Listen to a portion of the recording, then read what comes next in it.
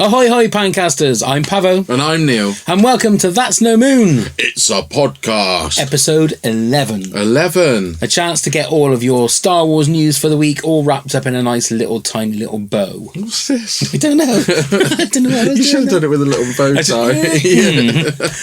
Kick us off, Neil. Absolutely. So, guess who's back?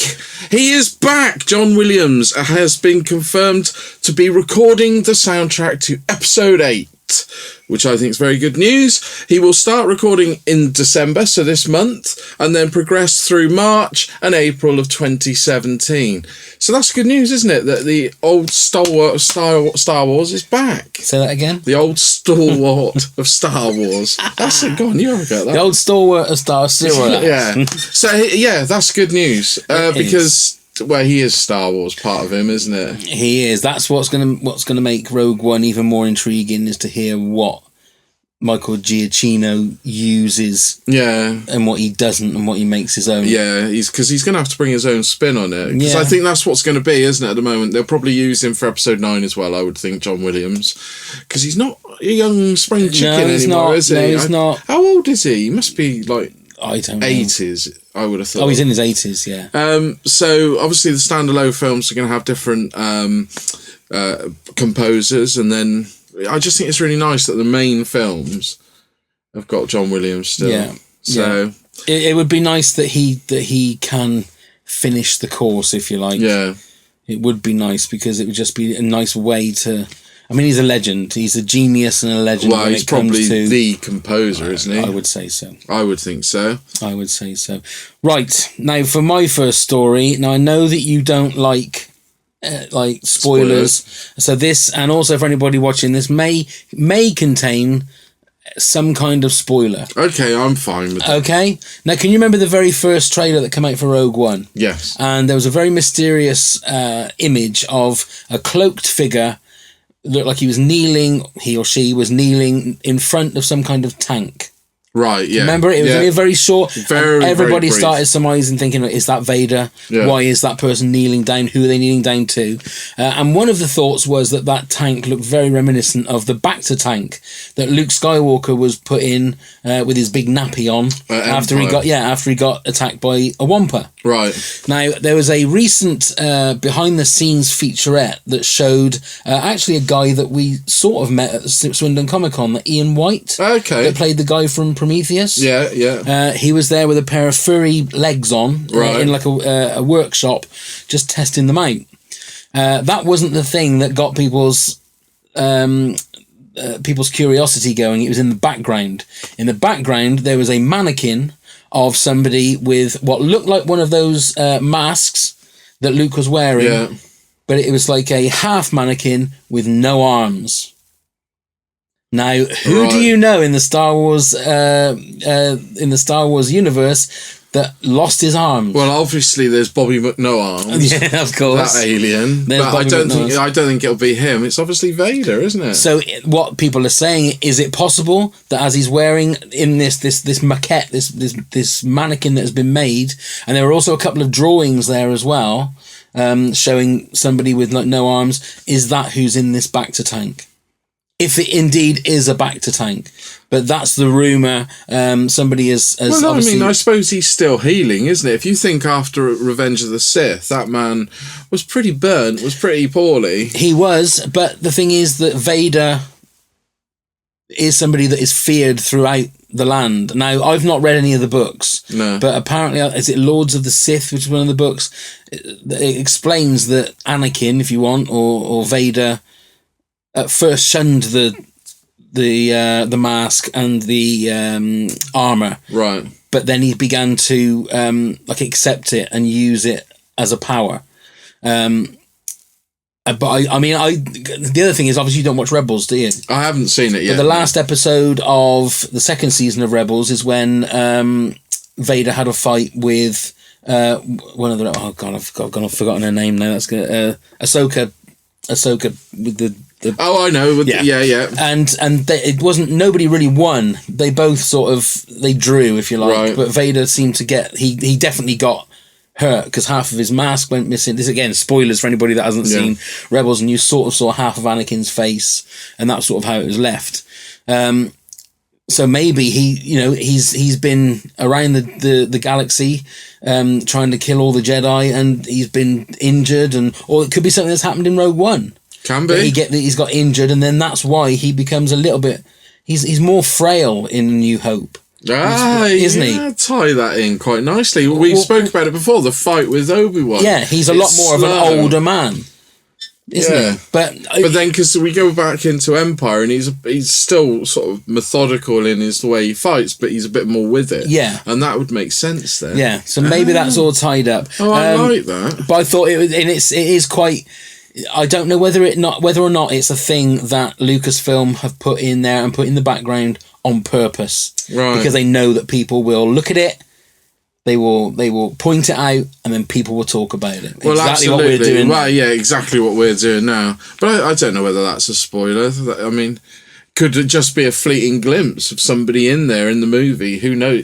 Well, obviously somebody knows, but it might just be a spanning shot around, and there it is. We see one of those tanks. So that came from Star Wars Newsnet, by the way. Just thank you very much, Star Wars Newsnet. I'd let you know about that. That's very good. So rumor has it that Episode 9 is going to begin filming in April 2017, which, if you think about it, is a quick turnaround before the release of number 8, and even the Han Solo movie will have only just started filming as well. So, do you think there's a reason for them being so quick to start the filming? Is it a shorter release date? Do you know of? I didn't believe it was. I thought it was 2 years. It's supposed to be coming out 2019, wasn't it? So it's still 2 years on. But it gives them time to film it. I mean, they can take plenty of time. You got to remember that the original trilogy and the prequel trilogy, there was 3 years between those movies.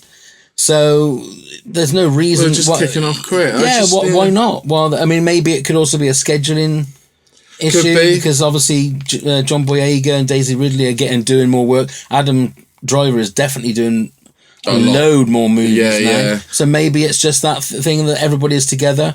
Let's do it. Then they're going to do the obligatory reshoots as well. Yeah. It just seems like you said, it is now. More I think about it, it is the cost. Probably everybody's going to be there, so they would have finished probably the pickup shoots for Episode 8, which obviously every film has the pickup shots and everything like that. So once they finish those spring next year, they will go. They're then contracted to go straight into Episode 9. So it makes perfect sense, actually. Yeah. Now I think of it, but I was just thinking, Christ, compared to like Episode 7 when that came out, to where in Episode 9, it just seemed like a long time, didn't it? All right, they filmed the bits in Ireland pretty much straight away, but then they had that long hiatus before they started again. And I just thought... But then you got to think that Colin Trevorrow has been working on this sort of the same time that Rian Johnson's been working on it, so he's probably itching to get started. Yeah. And it seems like that everybody knows, because they got the story group, everybody knows what everybody else is doing. So it's not like they're going to go into it blind. They're going into it and they know exactly who's doing what and where. So if everybody's ready, why not just... Yeah. They've got all the sets ready. I'm sure they use a lot of the sets that they're already using. Well, it probably will be, won't they? They haven't... the Millennium Falcon and all that kind of stuff is already there. So I wouldn't take it that they're going to have years between each movie. Like, there's a few years past between New Hope to Empire, and then a few years between... They've already said that Episode 8 is kicking off exactly where Episode 7 So maybe finished. They're doing the same with Episode 9, and that's the new thing for this trilogy. Maybe that's what they're going to do, and it will be a more compact and tighter timeline.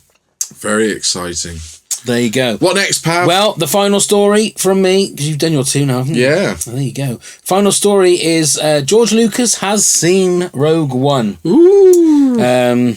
Don't know how he managed to get a ticket for that. I don't think he really has to get a ticket, does he? I don't think. No, a recent press conference for Rogue One, director Gareth Edwards had revealed that George Lucas has seen the movie, and it sounds like Lucas enjoyed it. Gareth Edwards said, 2 days ago we got to show George the movie, and we all had a phone call, and I got to speak with him yesterday, and I don't want to put words in his mouth, but I can honestly say that I can die happy now. He really liked the movie. It meant a lot. So... is that's the ultimate accolade? Well, it's got to be, hasn't it? If he's enjoying it. Well, I was thinking about it. Would George Lucas turn around and say, "No, I didn't like it"? Do you think? I don't know what George Lucas is like, because he's quite a you don't hear a lot about him, do you? No, but I don't know whether he would have anything to gain or anything to lose by saying that he didn't like the movie. But then Gareth Edwards, if he had come out and said, actually, I don't like it, wouldn't have said anything. Yeah, I suppose. Do you see what I mean? He wouldn't have, so if George wanted to be blunt, I suppose he's going to see these films before everyone else because Lucasfilm is still up there and he is George Lucas. Yeah. So, I suppose he could be blunt if he wanted to and just say, actually, it's not what I'd film. I don't like it. It bores me as he sits on his mountain of money. I'm sure he wouldn't do that. I'm sure he wouldn't. He'll just do that weird shot, like when he walks past somebody in the background. That clip on YouTube clip. Have you seen that with George Lucas? We'll have to find it later on. It's quite amusing. Somebody's being interviewed in the street, and then George Lucas just walks past randomly. That's mad. It is George Lucas as well, going into a building. It was quite funny. So there you go. That's your news. This time next week, we'll be getting ready for Rogue One. Oh. We'll be getting ready for Rogue One, and we will do I think we should maybe do a special That's No Moon, a spoiler special. Yeah, just we will do. Spoiler review, which we'll do after the night of seeing it. Yeah, absolutely. It's exciting stuff. If you've got any comments, let us know what you think. Let us know about any of the subjects we talked about tonight. John Williams, Darth Vader, the Bacta tank, anything. Is it Darth Vader? Do you think it is Darth Vader, or are people just putting 2 and 2 together and getting 6 R2D2? Please leave a comment below. Any way you want to get hold of us, so we'll be in all the show notes below. So we'd love to hear from you. That's right. So that's the end of That's No Moon. It's a podcast. Thank you very much. Please come and subscribe. Please come and like and share the video. And we'll be back again next week. So may the force be with you. All. Ways. You always wait for that.